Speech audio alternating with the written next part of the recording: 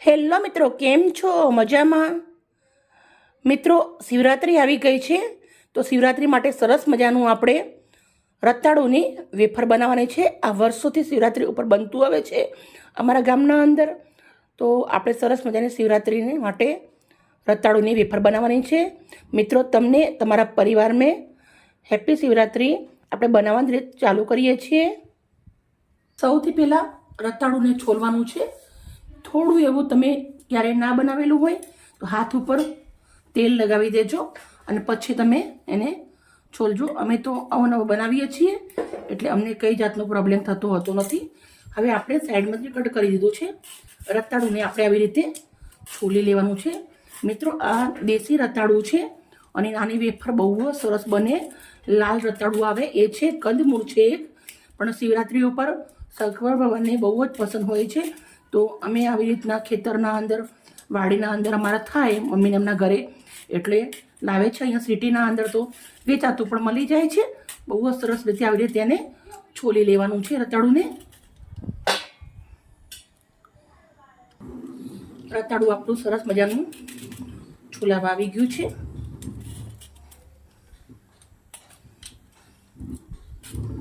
મેં થોડું કટ કરી અને કાઢી લીધું છે. આપણે આટલા રતાળુની વેફર બનાવવાની છે. રેડી થઈ ગયું. લાલ રતાળું છે, પર્પલ. કડાઈના અંદર, લોડાની કડાઈના અંદર તરવાનું છે. લોડાની કડાઈના અંદર મેં તેલ ગરમ મૂકી દીધું છે. એકદમ ફ્રેશ તેલ લેવાનું. જ્યારે ઉપવાસનું બનાવવાનું હોય ત્યારે તેલને સરસ ગરમ થવા દેશું આપણે. મિત્રો, આપણું તેલ સરસ ગરમ થઈ ગયું છે. મેં આવી રીતના એક છીણી લીધી છે. હવે આપણે આ છીણીના અંદર ડાયરેક્ટ આવી રીતે વેફર પાડું છું અંદર હું.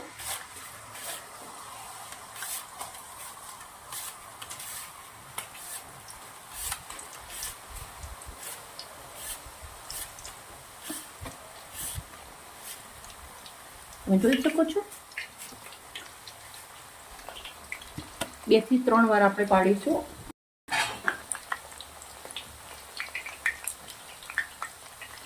સરસ એને ક્રિસ્પી થાય ત્યાર સુધી તળવાની છે. તમને ક્યારે ડાયાબિટીસ નથી થતી હોતી અને દિલના કંઈ પણ જાતના રોગ નથી થતા હોતા. આનાથી આપણે સરસ મજાની આને ક્રિસ્પી થાય ત્યાર સુધી તળીશું. સરસ મજાનું આ તળી અને રેડી થઈ ગયું છે. તો હવે આપણે એને લઈ લેવાનું છે એક ઝારાના અંદર. તો પૂરી વેફર આપણી તળી લીધી છે. આ એક ઝારાના અંદર હું લઈ લઉં છું એને.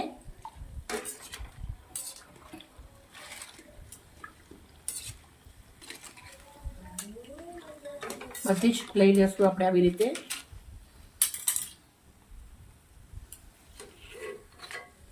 મિત્રો, તમે જોઈ શકો છો કેવી સરસ મજાની રેડી થઈ ગઈ છે. તો આપણે સાઈડમાં આવી રીતના વાસણના અંદર લઈ લેવાની છે. બધી જ વેફર આપણી રેડી થઈ ગઈ છે. એને આપણે બધી જ વેફરને કાઢી દઈશું અને કયા મસાલા નાખીશું એ હું તમને બતાવું છું. રેડી. ચલો, હવે આપણે સરસ મસાલા કરી દઈશું. એક વાટકી લઉં છું. સિંધા મીઠું નાખું છું 1 ચમચી કાચી કેરીનો પાવડર. પછી અડધી ચમચી તીખું મરચું નાખું છું રાજસ્થાની.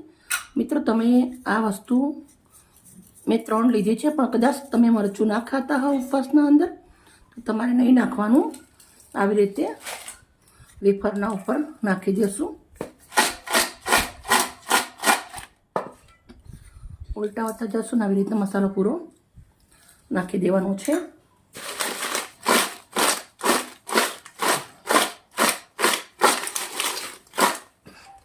વેફર તમે જોઈ શકો છો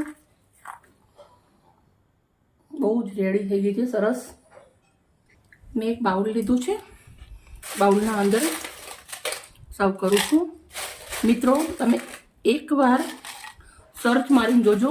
આ રતાળુની વેફર ખાવાથી તમને એટલા ફાયદા થાય છે રતાળું ખાવાથી. પછી તમે એકવાર જરૂરથી તમારા પરિવાર જોડે બનાવી અને ખાજો. બહુ જ સરસ રહેશે સેહત માટે. તો બાઉલના અંદર આપણે આવી રીતે લઈ લેશું. મિત્રો મારી વિડીયો સારી લાગી હોય તો પ્લીઝ મને લાઈક કરજો, દોસ્તોને શેર કરજો, આ શિવરાત્રિ પર જરૂરથી બનાવજો. Okay, bye bye. મિત્રો એક રાતની વાત બતાવું. તરવા માટે મેં 250 ગ્રામ એટલું તેલ લીધું હતું. તો મારું 150 ગ્રામ એટલું જ તેલ વાપરવું છે. એકદમ ઓછા તેલના અંદર રેડી થઈ ગયું છે. Bye bye.